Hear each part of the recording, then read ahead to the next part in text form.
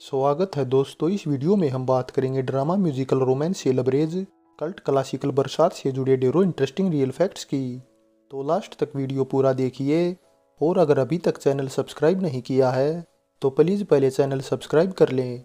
22 अप्रैल 1949 को रिलीज बरसात में लीड रोल में राज कपूर, नरगिस, प्रेमनाथ, निम्मी, के.एन. सिंह, कुको और ब्रजमोहन व्यास दिखाई दिए थे। फिल्म के डायरेक्टर और प्रोड्यूसर थे राज कपूर। स्टोरी राइटर और डायलॉग राइटर थे रामानंद सागर।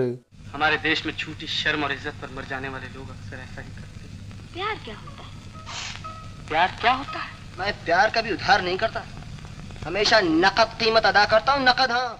म्यूजिक डायरेक्टर थे शंकर जयकिशन और गीतकार हसरत जयपुरी, शैलेंद्र, रमेश शास्त्री और जलाल महिलावादी के लिखे कुल 10 सॉन्ग रखे गए थे। सभी सॉन्ग में अजय प्लेबैक सिंगर आवाज़ दी थी मुकेश, मोहम्मद रफ़ी और लता मंगेशकर ने।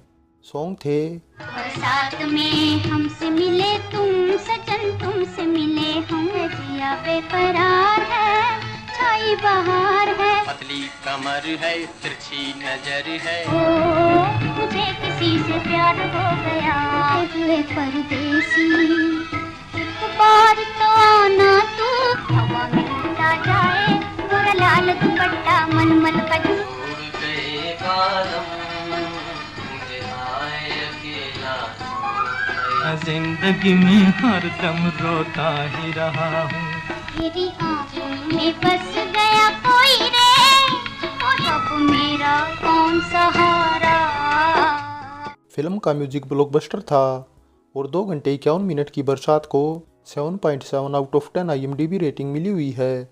दोस्तों अब अगर इसके बजट और बॉक्स ऑफिस कलेक्शन की बात करें तो बरसात का एग्जैक्ट बजट तो वैसे कहीं मेंशन नहीं किया हुआ, लेकिन हमारे अनुमान के मुताबिक इसका बजट लगभग 12 से 16 लाख रुपए के बीच रखा गया था और इंडियन बॉक्स ऑफिस पर 1 करोड़ 10 लाख रुपए का कलेक्शन कर ब्लॉकबस्टर रही थी और साथ ही ओवरसीज मार्केट को मिलाकर ओवरऑल वर्ल्ड वाइड कुल 2 करोड़ रुपए के आसपास का कलेक्शन करने में सफल रही थी।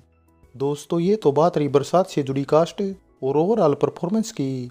अब बात करते हैं इससे जुड़े नॉन फैक्ट्स की। पहले फैक्ट की बात करें तो एज ए डायरेक्टर प्रोड्यूसर राज कपूर की ये सन 1948 में आग के बाद आई दूसरी फिल्म थी और साथ ही नरगिस के साथ ये रिलीज होने वाली उनकी तीसरी फिल्म थी। पहली आग और दूसरी अंदाज थी और बॉक्स ऑफिस पर आग बेशक ज़्यादा नहीं चली, लेकिन अंदाज ब्लॉकबस्टर थी जिसने सभी बॉक्स ऑफिस रिकॉर्ड तोड़ दिए थे। लेकिन ये रिकॉर्ड ज़्यादा दिन नहीं टिक सका क्योंकि बरसात ने उस टाइम न केवल बॉक्स ऑफिस रिकॉर्ड तोड़ा बल्कि बॉलीवुड की भी सबसे ज़्यादा कमाई करने वाली फिल्म बन गई थी और ये एक ऐसी फिल्म थी जिसे उस जमाने के लोग आज भी याद रखे हुए हैं। अगले फैक्ट की बात करें तो as a producer Raj Kapoor की ये पहली सफल फिल्म भी थी और इस फिल्म के जरिए उन्होंने इतना पैसा कमाया कि कुछ टाइम बाद ही आर.के. स्टूडियो बनाने का फैसला कर लिया। आर.के. स्टूडियो मुंबई के चैम्बूर में बनाया गया था जिसे लगभग 66 सालों बाद उनके बेटों द्वारा बेच दिया गया था। बात अगले फैक्ट की करें तो बरसात की स्टोरी रामानंद सागर ने लिखी थी जो एज ए राइटर उनकी डेब्यू फिल्म भी थी। रामानंद सागर मन्नाड के टेरेसा विला से पृथ्वीराज थिएटर के लिए लिखा करते थे और राज कपूर उन दिनों नरगिस के साथ एक रोमांटिक लव स्टोरी पर फिल्म बनाने का विचार कर रहे थे जिसके लिए वे एक मजबूत स्क्रिप्ट की तलाश में थे। और जब राज कपूर के पिता पृथ्वीराज कपूर को ये सब पता चला तो उन्होंने राज कपूर को ये कहते हुए रामानंद सागर के पास भेज दिया कि मोहब्बत के 9 रसों को पिरोकर रामानंद सागर ही उन्हें ऐसी स्क्रिप्ट दे सकते हैं। और जब राज कपूर रामानंद सागर के पास पहुंचे तो उन्होंने बहुत पहले लिखी एक पुरानी स्क्रिप्ट राज कपूर के सामने रख दी जिसे पढ़कर वे चुपचाप बगैर कुछ बोले वहां से चले गए और अगले दिन नरगिस को भी अपने साथ ले आए। नरगिस को तो स्क्रिप्ट इतनी पसंद आई कि उसी टाइम उनकी आंखों में आंसू आ गए। अगले फैक्ट की बात करें तो इस फिल्म के साथ उसी दिन दिलीप कुमार की शबनम भी रिलीज हुई थी, लेकिन बरसात के सामने बेशक यह कमज़ोर रही लेकिन फ्लॉप बिल्कुल नहीं थी। अगले फैक्ट की बात करें तो एज ए सिनेमेटोग्राफर जल मिस्त्री की भी ये डेब्यू फिल्म थी और इसके बाद उन्होंने हिंदी फिल्म इंडस्ट्री में लगभग 50 सालों तक काम किया। दोस्तों अगले फैक्ट की बात करें तो बरसात फिल्म से ये भी एक काफ़ी ज़बरदस्त किस्सा जुड़ा हुआ है कि इसमें राज कपूर और नरगिस का जो आइकॉनिक सीन था उसी से इंस्पायर्ड होकर राज कपूर ने अपने आर.के. स्टूडियो का लोगो कर्नाटका के एक पेंटर डॉक्टर शबानंद मोनप्पा पंडित से तैयार करवाया था। बात अगले फैक्ट की करें तो फिल्म की रिलीज के टाइम राज कपूर की उम्र महज 25 साल के आसपास ही थी, लेकिन फिल्म ने बॉक्स ऑफिस पर ऐसे झंडे गाड़े कि उनकी गिनती बॉलीवुड के बेस्ट फिल्म मेकर में भी होने लगी थी और कुछ टाइम बाद उन्हें शोमैन का भी खिताब मिल गया था।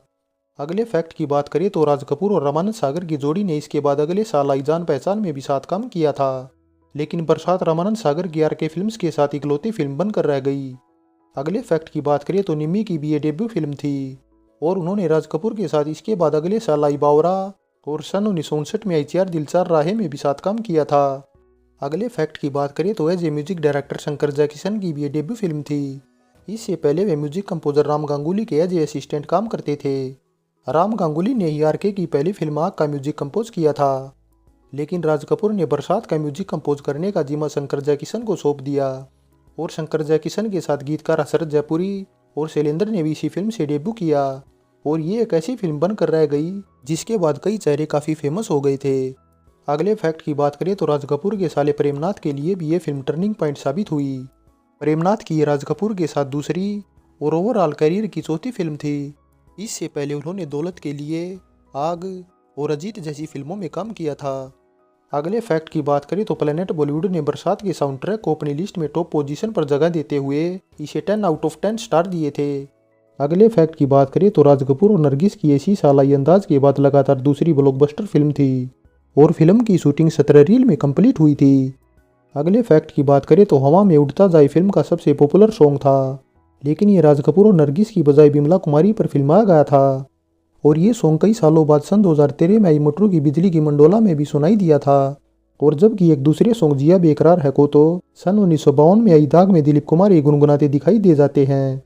अगले फैक्ट की बात करें तो धर्मेंद्र ने सन 1995 में बरसात टाइटल वाली ही एक फिल्म से बॉबी देओल को लॉन्च किया था, जो इस टाइटल से रिलीज होने वाली दूसरी हिंदी फिल्म थी।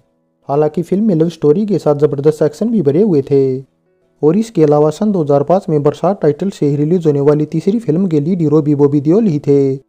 दोस्तों ये तो बात रही बरसात से जुड़ी नॉन फैक्ट्स की, और अब अगर इसकी शूटिंग लोकेशन की बात करें तो फिल्म की शूटिंग राजमहल स्टूडियो, ईस्टर्न स्टूडियो, फेमस सिने स्टूडियो और दार्जिलिंग में की गई थी। शूटिंग लोकेशन के बाद अब अगर साल की कुछ टॉप फिल्मों की करें तो साल 1949 में छोटी बड़ी कुल 157 हिंदी फिल्में रिलीज हुई थी, जिसमें बरसात ही टॉप पोजीशन पर थी।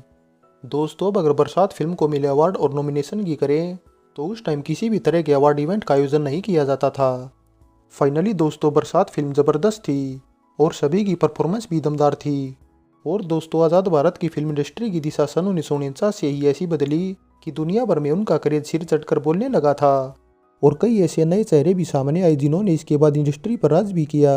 शंकर जयकिशन, हसरत जयपुरी और शैलेंद्र कुछ ऐसे ही नाम थे।